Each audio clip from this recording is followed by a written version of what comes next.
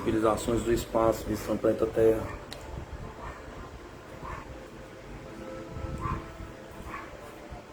Em 1966, Porterage County, Ohio, Estados Unidos. Um dos mais dramáticos encontros entre policiais e um UFO a baixa altitude ocorreu na manhã do dia 17 de abril de 1966. Policiais da delegacia de Porterage County, no estado norte-americano de Ohio, por volta das 5 horas, perto da cidade de Ravenna, viram um objeto decolado do chão que os cegou com a sua luz. Atendendo às ordens do seu sargento, eles perseguiram o UFO por 120 km até a divisa com o estado da Pensilvânia, parecendo que o objeto brincava de gato e rato com eles. Durante o percurso, os policiais de outras jurisdições também foram testemunhas do evento. Os policiais deles, Supper e Wilbur Barney Neff, haviam saído do seu carro para investigar um outro veículo, possivelmente abandonado na rodovia 224. Eu estava olhando para trás, portanto ninguém poderia chegar sem eu ver. E quando eu olhei para aquela área cheia de árvores atrás de nós, vi uma luz. Ela estava subindo na altura da copa das árvores e começou a vir em nossa direção. Quando olhei para Barney, ele ainda não tinha percebido nada. Estava olhando para o carro e a luz chegando cada vez mais perto, mais brilhante e iluminando tudo ao nosso redor.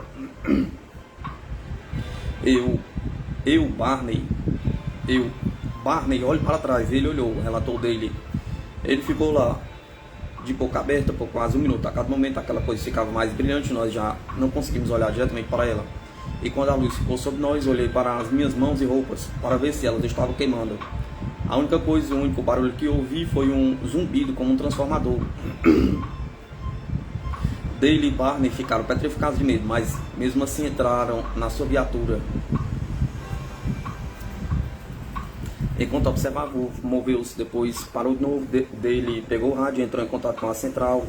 O objeto estava a 100 metros deles, iluminando tudo por onde passava. O sargento Stolfent mandou que ele seguisse o objeto e que, se possível, tirasse uma fotografia do UFO. Dale e Base entraram pela rodovia 183, depois na 224, tendo um UFO ao seu lado direito. Neste momento, disse Dale, ele mudou para o nosso lado esquerdo. Estava a 150 metros de altitude,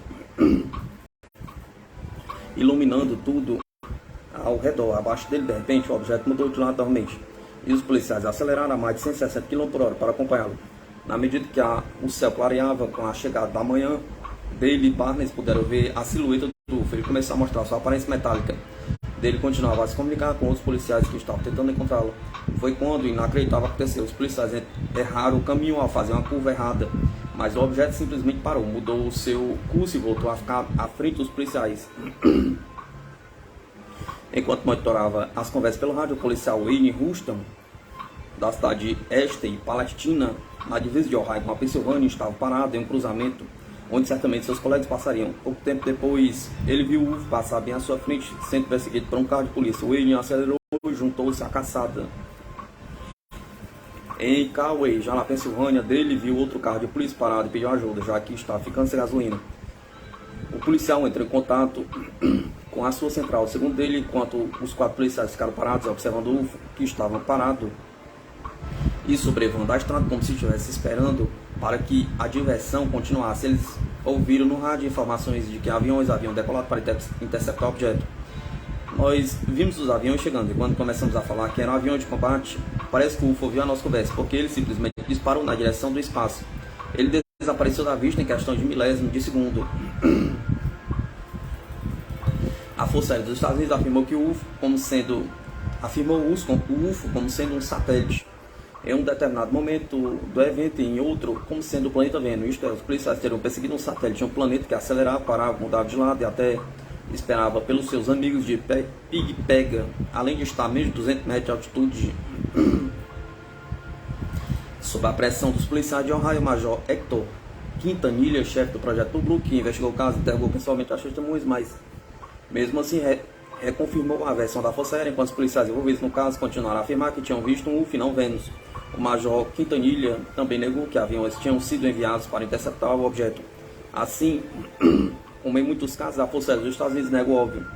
Os policiais empreenderam uma perseguição espetacular e um objeto voador não identificado. Seus testemunhos com mais alta credibilidade foram simplesmente ignorados pelo governo dos Estados Unidos, neste que é um dos mais incríveis casos envolvendo homens da lei e UFOs.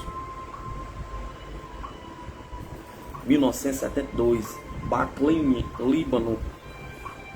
O senhor Walter Hamad, um professor de artes, foi uma das várias testemunhas do avistamento de um objeto voador não identificado sobre a cidade de Baclaim, na província de Chufi, no Líbano. No início da noite de 4 de agosto de 1972, o senhor Hamad estava visitando seus tios que viviam em Shamlan, local muito próximo ao aeroporto de Beirute. Walter, sua esposa e Mary e seu tio estavam de saída para Baclaim quando seus primos começaram a gritar que estavam vendo um disco voador. Eles saíram do carro e correram para o terraço da casa de 2 andares para ver o que estava acontecendo. Ao chegarmos no terraço, vimos uma luz vermelha no céu. Não era um avião nem satélite, era algo muito estranho, relatou Walter. Um dos seus primos pegou um par de binóculos, pois foi o primeiro a ver o objeto. Meu primo, sua esposa e o irmão dela estavam sentados no terraço, conversando quando acabou a luz. Eles olharam ao redor e estavam tudo às escuras, como no livro. A falta de luz é normal. Eles não deram muita atenção, apesar da estranheza do fato. Foi quando a esposa do seu primo falou: olha, aquela estrela vermelha deve ser Marte. Todos olharam e, enquanto estava admirando a sua beleza, ele soltou uma bola de fumaça e começou a se mover. Foi quando eles correram e pegaram os binóculos. Depois que o UFO começou a se mover, a energia foi restaurada, enquanto o grupo continuava no terraço da casa. A noite estava clara, sem nuvens ou ventos, apenas uma leve e agradável brisa. A essa altura o objeto havia sumido. Walter, esposa e família foram para o jardim continuar as comemorações pelas visitas recebidas. Um dos primos de Walter pediu para que ele mostrasse qual seria a constelação de Cassiopeia. Ao apontar para a sua localização, surpreendeu-se ao ver novamente a estranha luz vermelha e brilhante se movendo. Foi um grande alvoroço. Os binóculos passaram de mãos em mãos para que todos pudessem ver aquele estranho objeto. O senhor Hamad descreveu o objeto que estava vendo como 2 pratos sobrepostos com uma fileira de janelas em toda a sua extensão. Havia luz no interior daquelas janelas, luzes como as de uma lâmpada comum. No alto do objeto havia um domo, também iluminado da mesma forma que as janelas. Na porta da frente havia 2 luzes, uma verde e outra vermelha. Não vi turbinas ou qualquer meio de propulsão, ele não fazia barulho.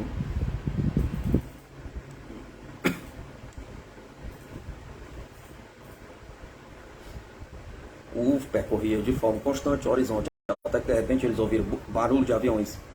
Quando olhamos para trás, vimos a aproximação de 3 aeronaves de ataque, não sei qual modelo, mas eram rápidas e passaram sobre nossas cabeças. Foi quando meu primo gritou para que olhassem para a luz vermelha. Ela tinha se tornado ainda mais brilhante. Tinha aumentado de tamanho e começou a soltar raios como relâmpagos em todas as direções. O pânico não se instalou somente naquela família, mas também em dezenas de pessoas que estavam nas ruas assistindo a tudo aquilo. De repente o UFO implodiu, iluminando todo o céu, mas ele não foi destruído. Depois que a luminosidade diminuiu, ele estava do tamanho de uma bola de basquete e acelerou na direção do espaço a uma grande velocidade. Os aviões passaram logo abaixo dele, antes dele sumir. Deram mais umas 3 voltas pela área e retornaram de onde tinham vindo. O caso foi oficialmente investigado pelo governo libanês, que concluiu, após 6 meses de investigação, que o objeto visto não tinha explicação lógica, que 3 aviões haviam sido enviados para interceptá-lo, mas que só teriam contato visual por alguns segundos antes dele desaparecer. 1995, Transvaal, África do Sul. Este caso curioso ocorreu no dia 30 de março de 1995, na cidade de Transvaal, na África do Sul. A testemunha foi um fazendeiro da região chamado Jean Pinar, 45 anos na época. Eram 8h30 da manhã. Jean trafegava por uma estrada remota do interior do país, entre Coligny e Brasprut,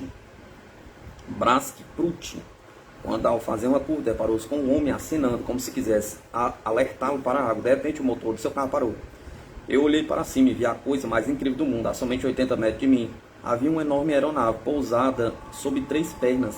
Ela ocupava toda a extensão da estrada, então supus que deveria ter entre 8 ou 9 metros de comprimento. O objeto parecia ser translúcido e ao mesmo tempo lustrado, como se feito de aço muito brilhante. Ele tinha uma forma de discorde, como se 2 pratos fossem colocados sobrepostos, e também tinha uma cúpula no centro. Ele tinha 7 janelas ou escotilhas. Um brilho vermelho, violeta, verde e amarelado emanava de algum lugar, iluminando-as. Mas a observação mais impressionante foi notada pouco tempo depois por Jean. Eu vi um buraco na fuselagem do objeto. Deveria ter uns 60 centímetros. Eu não vi nenhum alienígena próximo ao UFO. Eu desci do meu carro, mas de repente não conseguia dar mais nenhum passo. Fiquei paralisado por uns 3 ou 4 minutos, até que o UFO começou a decolar. O objeto levantou o voo como um helicóptero, depois ganhou velocidade e desapareceu no céu. Jean declarou que, se sua quase colisão com a aeronave alienígena foi algo extraordinário para ele, e que isso jamais será esquecido. Foram os 4 minutos mais incríveis da minha vida, disse à imprensa. Pinar continuou em seu relato dizendo que após a partida do UFO entrou na sua caminhonete, ligou a ignição, que funcionou normalmente. Ele então começou a procurar aquele homem negro que estava acenando na estrada. A única coisa que viu foi a silhueta de uma pessoa pedalando uma bicicleta o mais rápido possível na empoeirada estrada. Ao chegar a uma fazenda de um conhecido, Pinar ligou para a polícia a fim de contar sobre o seu avistamento. E ficou ainda mais surpreso ao receber a notícia de que a noite anterior, moradores de várias cidades vizinhas já tinham telefonado para a delegacia relatando ter visto um estranho objeto no céu. 30 minutos depois da sua experiência, Jean Pilar voltou ao local juntamente com Chap Smith, outro fazendeiro da região. Eles pararam a caminhonete no mesmo lugar onde ele tinha visto o UFO e saíram do veículo. O chão estava quente que facilmente queimaria a mão de uma pessoa. No ar havia um estranho cheiro de cloro.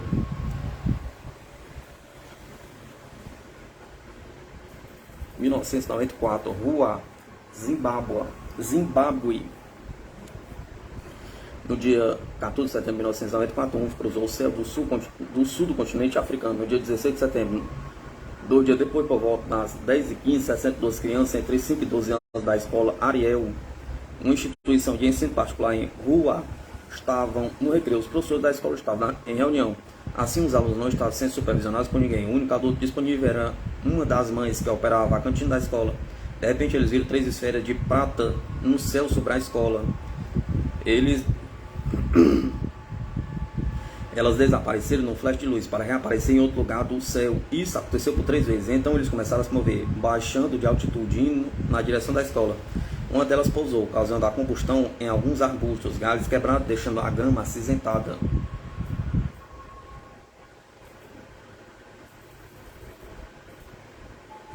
A área onde o UFO desceu era de acesso proibido para as crianças, pois havia o risco delas serem atacadas por animais perigosos.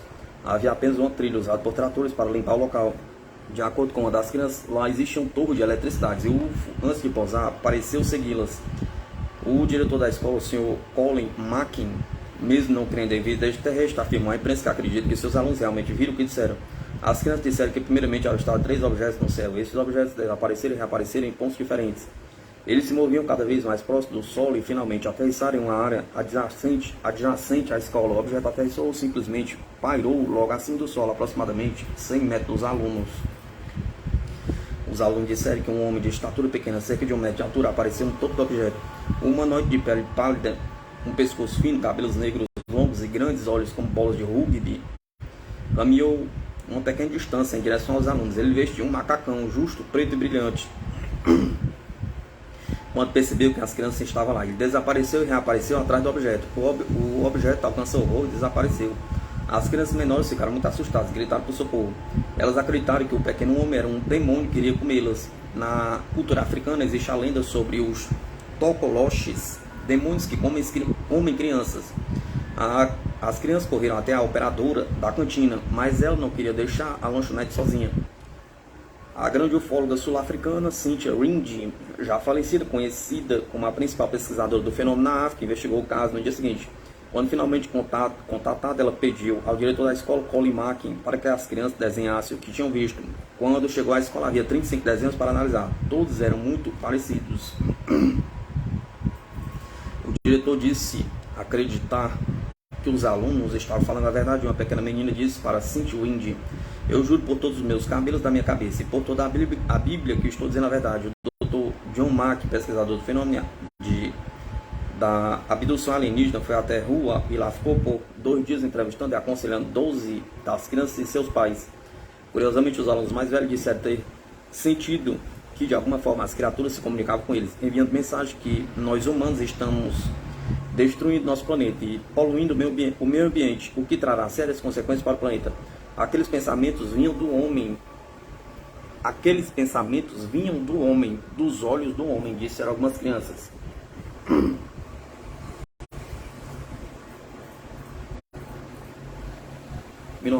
1996, Distrito Federal, Brasília. A região onde está localizada a represa de Paranauá, em Brasília, palco de outros acontecimentos relativos à aparição de ursos, foi novamente alvo de um episódio da mesma natureza, só que desta vez envolvendo não só os empresários Hildo de Oliveira, Agamenon Nascimento e Antônio Rodrigues Casimiro, como também cerca de 20 policiais militares. O fato aconteceu quando os três empresários retornavam de Palmas, Tocantins, no dia 21 de agosto de 1996, por volta das 4 horas. As testemunhas observaram um estranho fenômeno no céu. Agamenon, que estava dirigindo o automóvel, chamou a atenção dos outros companheiros para Luiz, que acompanhava o veículo a uma distância de aproximadamente 200 metros. Ufo estava a altura de 20 metros em relação aos postes de iluminação. Esse objeto fazia movimento em zigue-zague, indo de um lado para o outro da estrada, sem que sua trajetória pudesse ser observada, pois o UFO apagava-se de um lado da estrada e em seguida surgia do outro. Não conseguia identificar o que é isso, diz Agamenon. Imediatamente diminuiu a velocidade do veículo. Outro ocupante do veículo, o senhor Hildo, afirmou que não se tratava de um helicóptero. Avião também não é, porque está parado, completou o senhor Agamenon. Segundo o depoimento do senhor Hildo Oliveira, 69 anos, quando estava perto de um posto de gasolina desativado, a nave projetou uma espécie de facho luminoso de luz sobre a pista, bloqueando totalmente a visão dos ocupantes do veículo. Imediatamente Agamenon estacionou o carro do lado esquerdo da pista, evitando passar sob as luzes do objeto, permanecendo parados ali cerca de 5 minutos, até o UFO voltar a se movimentar. Os testemunhas seguiram adiante, sempre perseguidos pelo UFO, e entraram em diversos lugares à procura de mais alguém que também pudesse observar o que estava acontecendo. Alguns quilômetros depois, eles pararam no posto policial, onde solicitaram a 2 soldados que também fossem ver aquela estranha luz. No entanto, mesmo depois de constatar que realmente havia algo estranho no céu, os policiais não deram importância ao fato. Quando estavam próximos à barragem de Paranauá, o objeto parou sobre o lago, a uma distância de 20 metros de altura. De acordo com o relato do senhor Hildo, nesse instante houve uma grande movimentação na água. Percorreram mais uns 500 metros até um posto do Corpo de Bombeiros, a fim de pedir socorro. No entanto, não encontraram ninguém. A essa altura, o objeto pousou sobre algumas pedras. Nascimento desceu do carro para ir até as pedras verificar de perto a luz. Retornando logo em seguida, Hildo sugeriu que ligasse para o número 190 da polícia para solicitar orientação imediata.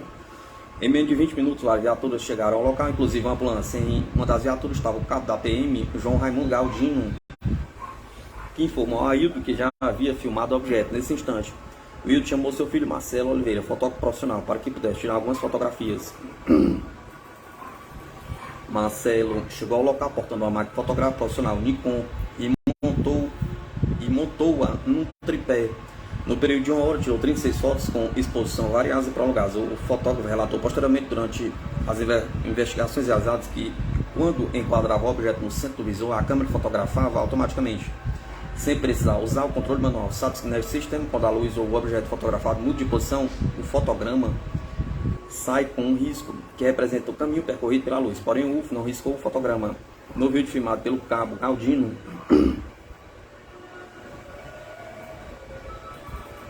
pode-se notar a evolução do objeto luminoso, como também o momento em que um avião se aproximou dele. Assim que a luz de navegação do avião se apagaram de repente. Percebeu-se nitidamente o deslocamento do objeto para cima e em seguida seu retorno ao ponto original. Conforme afirmaram as testemunhas civis e militares que ali se encontravam, o referido avião não era comercial, pois fez uma manobra no ar no local onde o UFO foi visto, aparentemente com o objetivo de averiguar o que estava acontecendo para voltar ao aeroporto. Posteriormente, o cabo Galdino informou ainda que começou a receber ameaças anônimas por telefone, depois que as imagens do UFO foram exibidas pelas redes de televisão. A desconhecida voz sempre o adverte, dizendo que ele não poderia ter divulgado o fato à imprensa. O cabo comunicou as ameaças ao comando de sua unidade militar. Não foi acobertado pelas autoridades da polícia militar. Em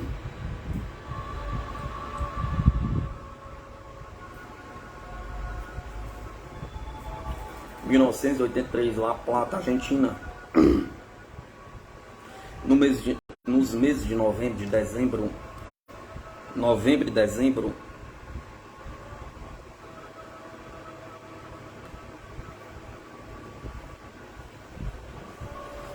de 1983, moradores de Vila Montouro, nos arredores de La Plata, capital da província de Buenos Aires, tornaram-se epicentro de uma série de relatos de avistamento de pequenas entidades humanoides esverdeados.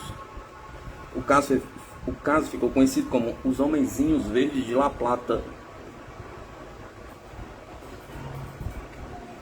Uma casa abandonada, localizada na rua 600, no bairro de Vila Montouro, foi palco de aparição desses pequenos seres, que, de acordo com as testemunhas, mediam cerca de 60 centímetros. Entretanto, os contatos com essas criaturas não se resumem à casa abandonada, pois existe relatos em outros lugares do mesmo bairro. O primeiro avistamento foi relatado por Diego, 7 anos de idade, no dia 27 de novembro, entre as 14h30 e 19h30. Ele e seu amigo Walter foram brincar na casa abandonada. Nós estávamos subindo uma árvore. Quando os vimos, o Walter ficou com medo e saiu correndo. Eu fiquei e brinquei à tarde com eles. Brinquei a tarde toda com eles. Subimos em árvores e até brincamos de luta livre. Então eles me disseram que estava tarde, que tinha que ir embora, relatou Diego. Segundo o relato de Diego, os seres eram pequenos, batiam aqui no meu joelho. Eles eram verdes e tinham a cara enrugada, como os velhos. Eles tinham unhas compridas e estavam vestidos de verde, botas e chapéu verdes. O menino disse ainda que eles se alimentavam de marmelo e mel. Por outras vezes, Diego voltou a casa, mas não reencontrou seus amigos. Cláudio Ortiz de Vigueira, 21 anos, morava em frente à casa abandonada. Ele se recorda de sair para fumar na noite do dia 27 de novembro e ter ouvido gargalhadas. Eu ouvi gargalhadas, como de crianças, dentro do parquinho. O estranho é que naquela hora da noite não tinha criança lá. Foi quando apareceu um homenzinho verde. A noite estava clara e eu vi rapidamente. Outra testemunha, Júlio César Macei, 14 anos na época, afirmou que no dia 28 de novembro teve o mais incrível experiência da sua vida.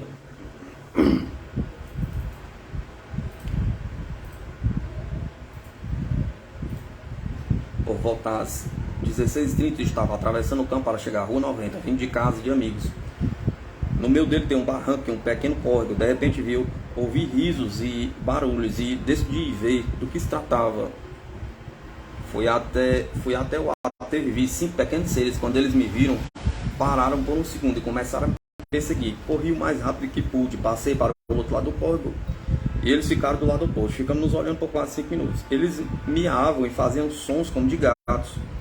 O jovem ainda teria atirado um tijolo e acertado o joelho de um deles, que gritou e correu para trás dos seus amigos, que olharam fixamente para Júlio, que saiu correndo.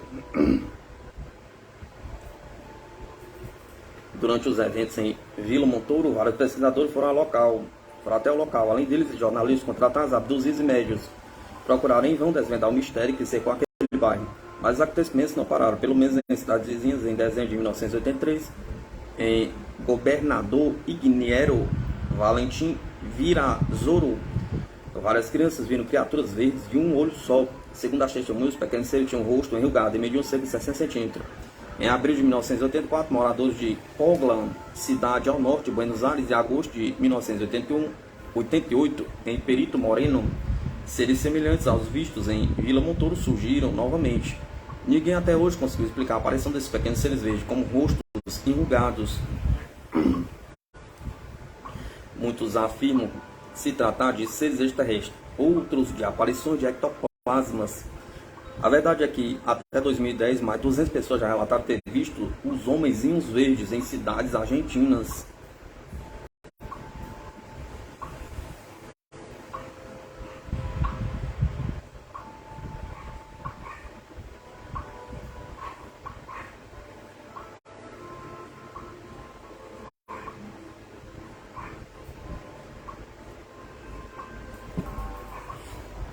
Em 1980, Rosedale, Victoria, Austrália.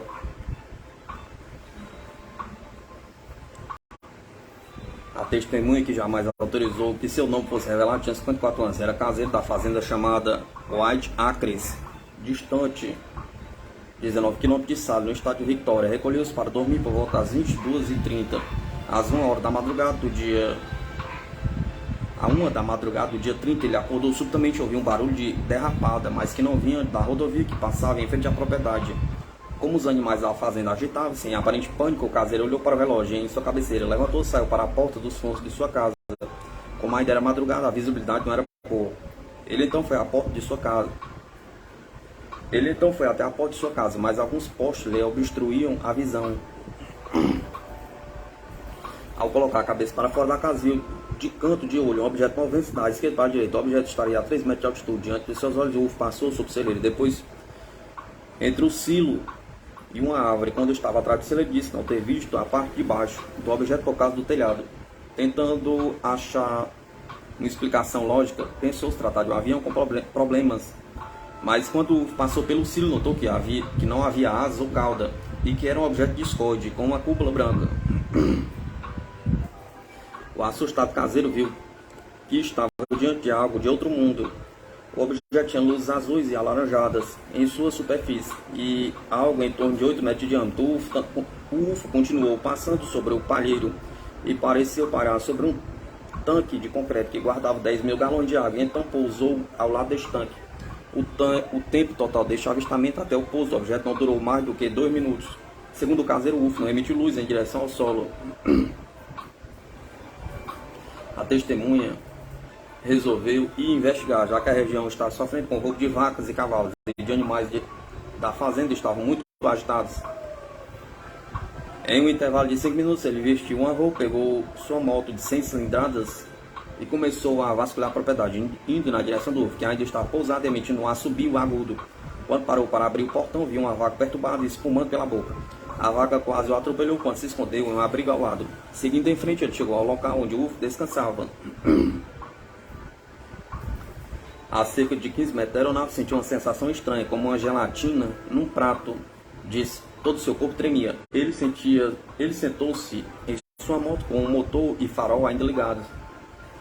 O UFO permanecia no chão, emitindo assobio agudo. Ele disse aos pesquisadores que, mesmo querendo se aproximar, não conseguia por causa do barulho. Ele afirmou que estava com as mãos tapando os ouvidos. Por 3 minutos, eles se escancararam. A essa distância, ele finalmente pôde ter uma visão detalhada do que estava vendo. Ele era composto de 2 partes, uma com um domo de cor branca e uma outra de cor alaranjada. Na parte de baixo havia janelas circulares ou luzes. De repente, um assovio agudo transformou-se num grito e um tubo negro surgiu ao redor da base do UFO, parecendo inflar quase do tamanho do diâmetro da nave. De repente, houve um estouro e um jato de ar e calor vindo do objeto o atingiu, quase derrubando da moto. O UFO então subiu gradativamente. O farol da moto iluminou o fundo do objeto e o caseiro conseguiu ver o tubo negro sendo recolhido do centro da nave. Ele também notou que havia também 6 coisas em forma de V na parte de baixo. A testemunha observara tudo a 3 metros de distância do objeto, que em silêncio pairava a 4 metros de altitude. Foi quando começou a cair dele pedras, grama e estrume. Estupefato, o caseiro foi até o local onde o disco havia pousado e ficou vendo afastar-se até desaparecer. Mesmo com a escuridão, ele pôde ver um anel de grama negra a cerca de 10 metros de distância de onde estava. Ainda impressionado com o que tinha visto, voltou para casa e viu que o relógio marcava 1h50 da madrugada. Tomando um copo de café, notou que o seu relógio Timex tinha parado a 1h10. Ele retirou do pulso e colocou sobre a mesa. Depois de alguns minutos, ele voltou a funcionar. O mais curioso é que 10 minutos depois, ele recolocou o relógio no pulso. Ele parou de funcionar de novo. Por 3 dias, isso aconteceu sem qualquer explicação. Depois de olhar o seu relógio, ele foi para a cama, sem ao menos trocar de roupa, mas dormir estava difícil. Com todas aquelas imagens, sua cabeça e suas pernas ainda tremiam. Por volta das 5 horas, levantou-se e decidiu voltar ao local onde o UFO havia estado. Com a luz do dia, encontrou a marca circular perfeitamente conservada onde o objeto tinha pousado. O celeiro estava cercado de flores amarelas, mas sobre a marca estava tudo preto ou marrom. Com a grama amassada em sentido anti-horário dentro do ciclo, somente sobrou uma grama verde. As flores amarelas haviam sumido. O diâmetro total do traçado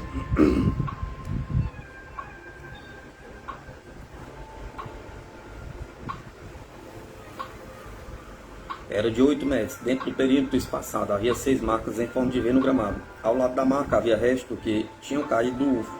Entretanto, inspecionava o lugar, o motorista do caminhão parou seu veículo ao lado da rodovia e veio em sua direção. Um homem relatou que tinha sido seguido por um objeto de Traralgon até Rosedale às 1h daquele dia, da madrugada.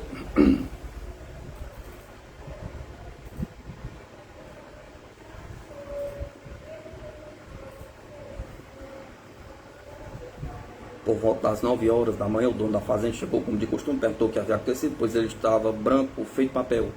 Seu caseiro disse que tinha que mostrar-lhe algo e começou a investigar as marcas no solo. O dono da propriedade relatou o ocorrido ao jornal local e a notícia foi destaque na primeira página do Gippsland Times de 8 de outubro de 1980. Entretanto, essa história ficou ainda mais estranha. Segundo o caseiro, testemunha do fato, o tanque de concreto de 3 metros de altura e 2 metros de largura estava cheio de água no dia anterior ao evento. Isso é, quase 38 mil litros estavam completamente vazios. Isso mesmo, toda a água havia sumido. E só o que restou foi um musgo e sujeira que fica no fundo do tanque. Para esvaziá-lo através de seus canos seriam necessárias 72 horas. Por volta das 11 horas da manhã, o caseiro começou a se queixar de dor de cabeça, que persistiu até as 15 horas. Ele declarou que realmente tinha dor de cabeça, mas que dessa vez parecia que uma faca estava entrando em sua testa. Na noite, os 8 dias seguintes, as enxaquecas começavam sempre às 11 horas e sumiam às 15 horas. Ele também sofria de insônia, acordava banhado de suor. Tudo que comia ele vomitava. Apesar de tudo isso, não procurou um médico. Na 8ª noite, ele teve um sonho muito realista, onde estava vendo novamente o objeto, mas desta vez carregava uma espingarda. Ele acordou com um flash e partiu desse dia. E a partir desse dia, todas as suas dores de cabeça, vômitos, diarreia desapareceram.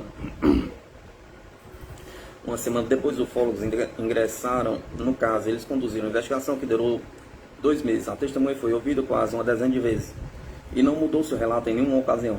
Foram analisadas amostras do solo, mas os resultados foram inconclusivos. Mais de 3 meses depois do fato, a marca onde o UFO pousou tinha sido replantada, mas só em uma parte. A grama cresceu novamente. O mistério continua.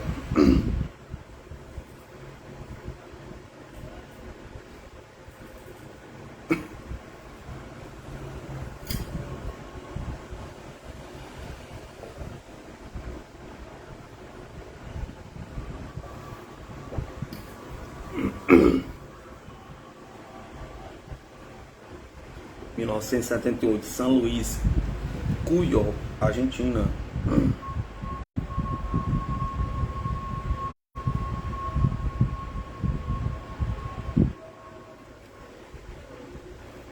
Era sábado, 4 de fevereiro de 1978, quando por volta das 4h30, Manuel Álvares, Regino Perrone, Pedro Souza e mais 3 pessoas estavam pescando na represa lá, Flórida. Perrone observou uma luminosidade sobre uma elevação distante, 25 metros deles. Para sua surpresa, ali se mostrava um objeto metálico em forma de disco voador clássico de luz branca na parte superior e verde roxo na parte inferior, tendo, segundo as testemunhas, aproximadamente 18 metros de diâmetro. Ainda tentando entender o que realmente estava vendo, do objeto saiu um humanoide com 1,90 m de altura. Álvares, Perrone e Souza disseram que ele vestia um macacão colado ao corpo, de aparência escamada, e tinha um tipo de escafandro na cabeça. O se aproximou-se dele, chegando a 13 metros de distância. Seus cabelos eram curtos e ruivos. Ele não mudou sua expressão em nenhum momento, disse Souza. A entidade deu mais alguns passos, fez um giro e se encaminhou para sua nave, que de uma forma vertiginosa subiu e disparou na direção do espaço. Depois que a notícia foi publicada através do chefe de uma das testemunhas, a Polícia Federal de São Luís entrou em contato com os pescadores. O subcomissário Oscar Roselo, o delegado José Bonaventura e o inspetor Hugo Cremonte interrogaram durante horas os principais protagonistas do avistamento e lhes impediram de viajar para fora do país sem permissão. As investigações foram direcionadas para a Polícia Provincial da região, a cargo do coronel Raul Benjamin Lopes, que ordenou a criação de uma comissão especial para investigar o caso. O trabalho da polícia foi muito minucioso e contou com o apoio do Instituto de Botânica e o Departamento de Mineralogia da Escola de Geologia e Mineralogia da Faculdade de Ciências da Universidade Nacional de São Luís. O resultado foi a descoberta de pegadas e marcas no solo em formato oval de 1,50 m de diâmetro e profundidade de 30 centímetros. Segundo o relatório oficial, foi feita uma reconstituição usando transporte militar para tentar imitar as marcas encontradas, mas sem sucesso. Por fim, a polícia emitiu um comunicado oficial dizendo que não tem explicação para as marcas no solo e que acreditava que as testemunhas relataram o que realmente tinham visto.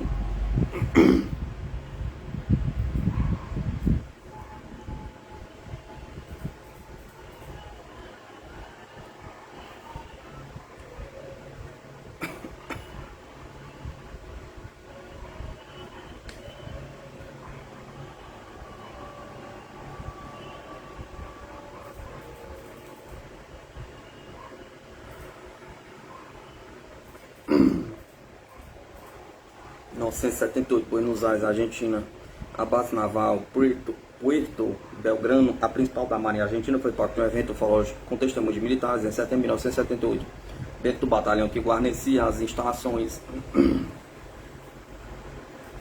Havia um grupo chamado Grupo da Ordem, que era acionado em caso de ataque.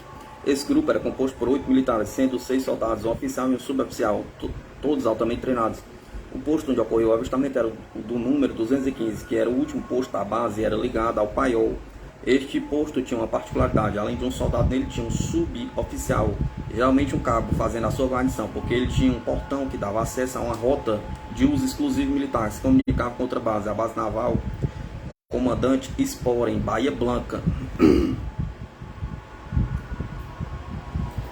A forma de comunicação que tínhamos era por rádio. Tínhamos códigos secretos de comunicação para quaisquer emergências, disse o soldado Eduardo, protagonista do caso. Em uma determinada noite de setembro de 1978, Eduardo integrava o grupo, quando aproximadamente às 2 horas da madrugada, o rádio da base foi acionado com militares afirmando que a base estava sendo atacada no posto 215. Como era um local estratégico, a notícia era ainda mais grave. Ao fundo se ouvia o disparo de arma de fogo.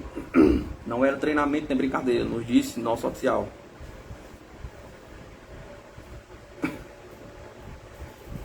Dessa forma saíram os 6 soldados, o oficial e o suboficial do grupo, em uma caminhonete na direção do posto 215. A cena que vimos ao chegar é desesperadora. O soldado e o cabo atiravam para todos os lados, gritando: estão lá, olhem lá. Ao mesmo tempo, eles se benziam e rezavam. Perto do posto número 215, aproximadamente 150 metros, havia uma outra guarita. Nela estava um soldado que também fazia disparos para frente.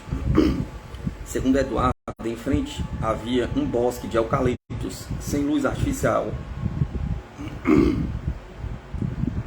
A única fonte vinha da base que iluminava o perímetro. Fora isso, era uma escuridão total.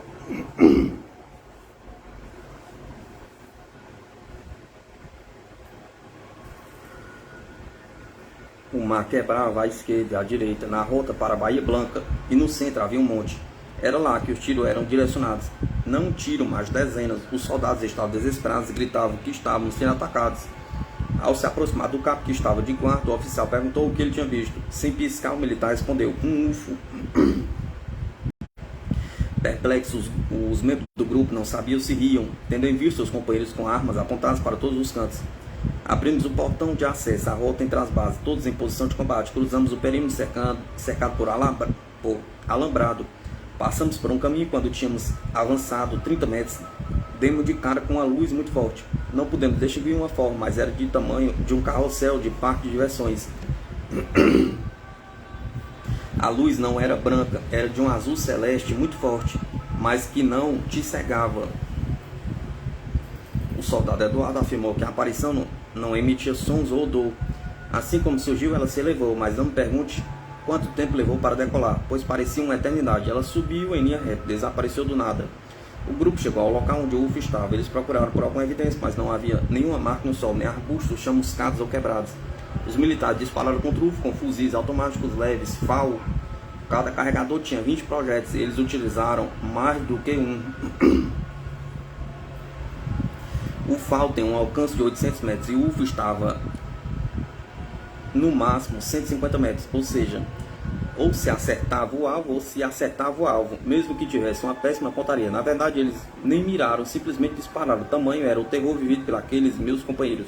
Após o episódio, todos foram proibidos de falar sobre o evento, pois tratados de um assunto de segurança nacional. Com o nascer do dia, mais militares chegaram à base para investigar o ocorrido. Ainda segundo Eduardo, ninguém interrogou os soldados. Acredito que o mais interrogado de todos tenha sido o nosso oficial. Para a gente, só disseram que sobre isso não se falariam, eram ordens. Civilizações do espaço observando o planeta Terra.